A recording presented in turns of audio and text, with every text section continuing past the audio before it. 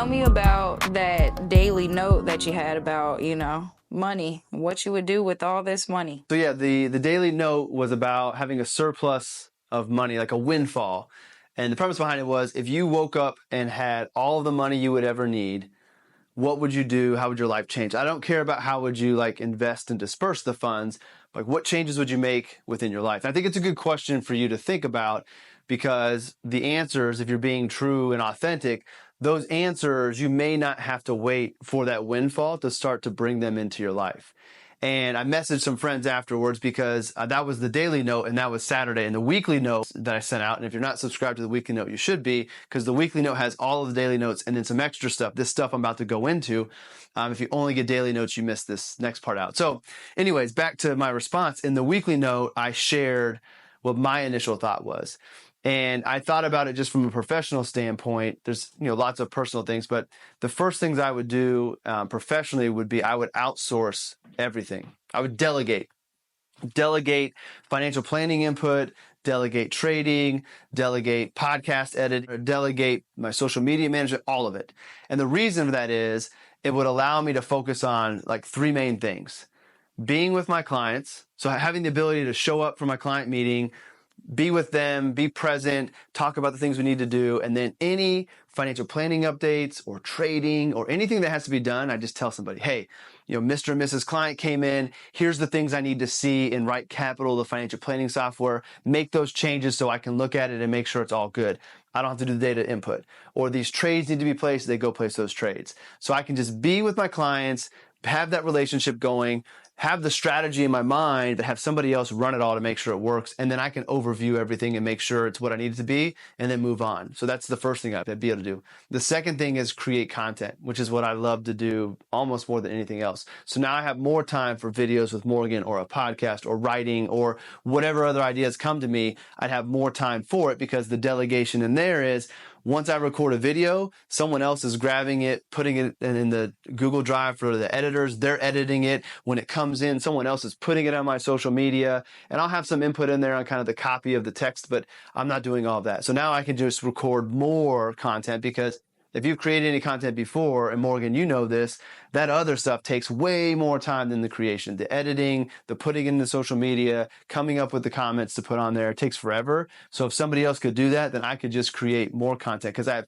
so much in my mind that I want to put out that I don't have the time to do because of other things going on. And then the final thing that I want to do is just have awesome conversations with interesting people.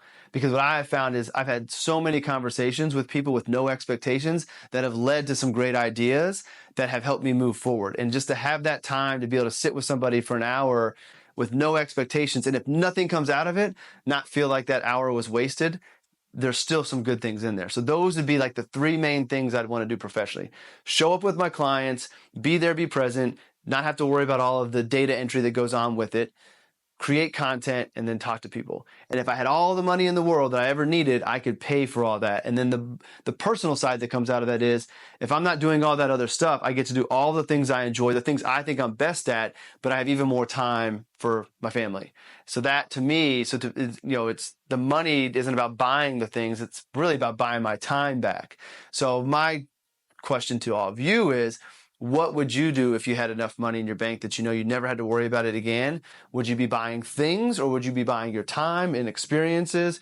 What would it be? And obviously there's experiences and things that I would add to the list, but for the purpose of the daily note and for the purpose of the weekly note, I wanted to focus on those things that would allow me to do the things I enjoy the most on a professional standpoint, knowing that that brings positives for my personal life. So what would you do?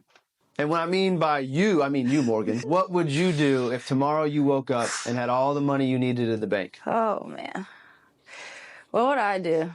Okay, first of all, I would invest in a studio. Okay. I would open up my first studio.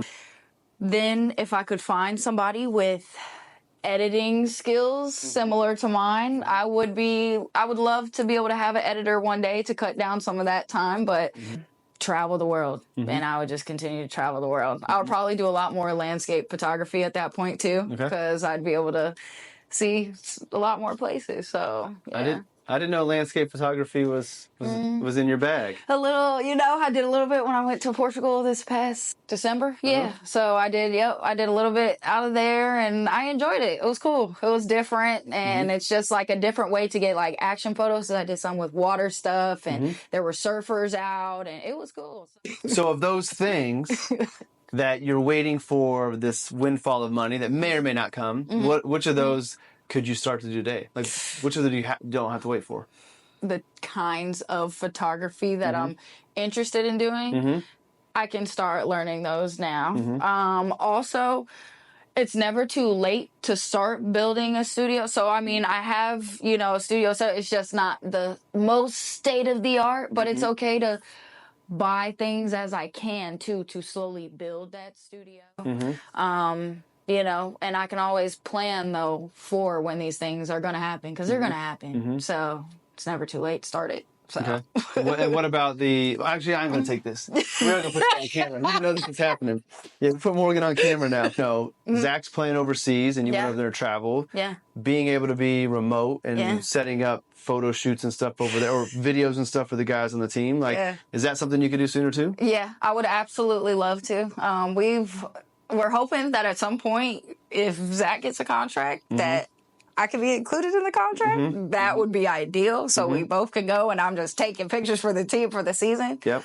But I've also, when I was over in Portugal, I had gotten my nails done and the nail tech, she gave me this brilliant idea to do she had met a photographer and he would just go to different places in the world and just say to anybody, hey, it's $60 for, and they would just be 2-3 pictures. He takes at a beautiful landscape behind them and it's quick money, and I mean, I was like, okay, that's so I would love to, then I would be able to meet new people from all over and, and I did, when she gave me that idea though, there was a shoot that I did in Portugal and I was on a beach and we were driving to one of Zach's games. And so the team went and got food and I was like, I'm okay. I'm going to go see the beach. And this family, they were out there and I was like, would you mind if I take some pictures of y'all? And they were some of my favorite pictures I think I've ever taken. Awesome. Yeah. All came from my nail tech in Portugal. Awesome.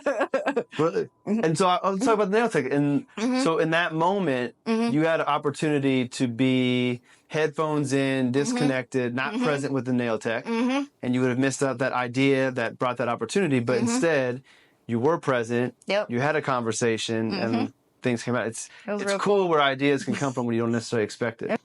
All right. So now with being a life planner, what would you say since you've done financial side and now you're adding life planning side, what is the worst decision somebody can make, in your opinion, financially?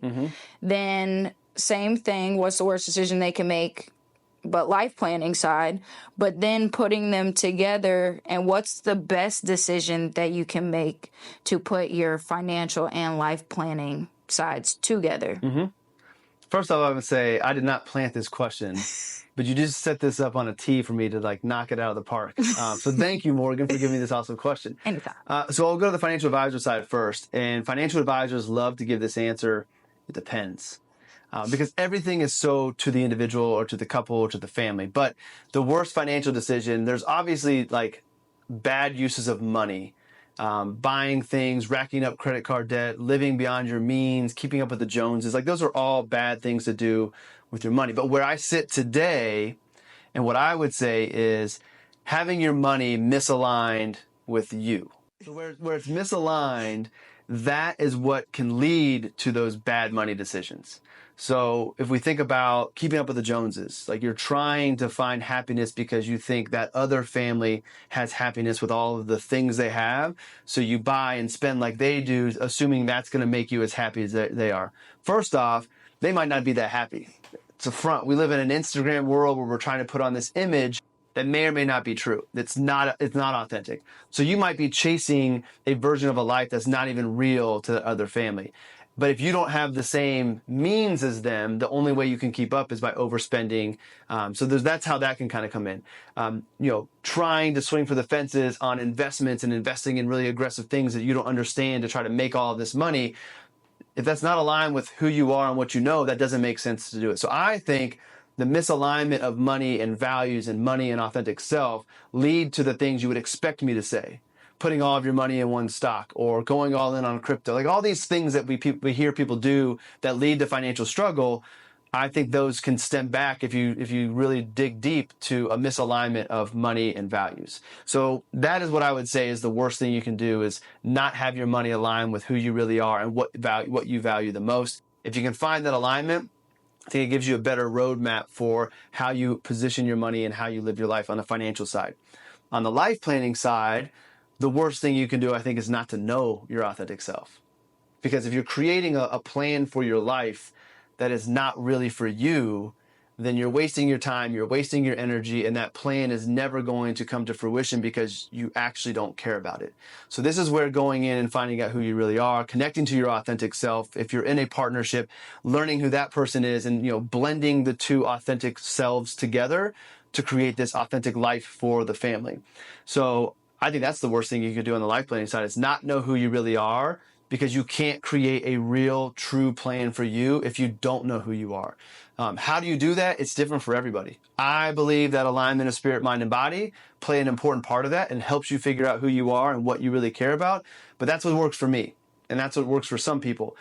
You've got to figure out how you can connect with who you are. I do think there is a connection to a higher power and a belief in that you're something very, very small and a bigger thing, that the world does not revolve around you. And when you start to kind of relinquish some of that ego, then you can kind of tap into who you are. But I really think that if you're true and honest with yourself, you can begin to figure out who you really are. And sometimes maybe that requires talking to a therapist or a professional. But as you start to find that alignment of who you are, your body will guide you the rest of the way. Intuition takes over. You get those gut feelings, and then you start getting these confirmations from the universe, like bald eagles or repeating numbers or any number of things that kind of help guide you and tell you you're on the right path. So that's what I would say is the worst thing you could do on the life planning. How do you bring them together? It's alignment. It's once you've fixed that problem over on the finance side and you fix that problem on the life planning side, you bring those two together.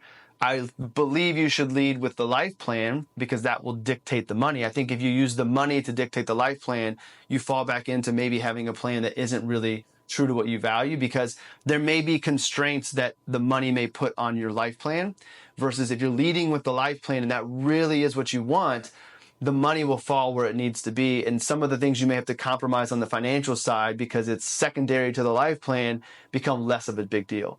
But if you're leading with the money, it may constrain what your life plan is. So that's why we talk about, like, if you had all the money in the world, what would your life look like? With no restrictions. Because remove all of the restrictions and you never know what might be a possibility. You might be putting a glass ceiling to the life that you live because you're putting restrictions on what that may be. Now, you don't get to necessarily have them all. I've talked about it before. California or West Coast, Sedona, Arizona, like that would be a part of my ideal life, but it's not right for my authentic life today because of the implications to my family. I've got everything else dialed in to where I'm living my authentic life that is authentic to me, that doesn't negatively impact my family, and I don't necessarily need to be out there, as nice as it would be, and have my family unhappy. So, but I made that choice because I knew it and I was able to explore it. And part of it was financial, like the California angle. If we could live the same lifestyle that we live in Indiana and California, my family may be less unhappy if we moved. But what we'd have to give up to do there isn't worth it. But I would never be able to make that decision. I would never be at peace with it if I wasn't able to explore both sides of the equation. So you set me up for a great explanation of why I believe in this so much, but it is an important question. I'm glad that thought came to you in the car. Probably not a coincidence that there was a couple days ago we were going to be here recording, and is a perfect question for today's musings with you, Morgan.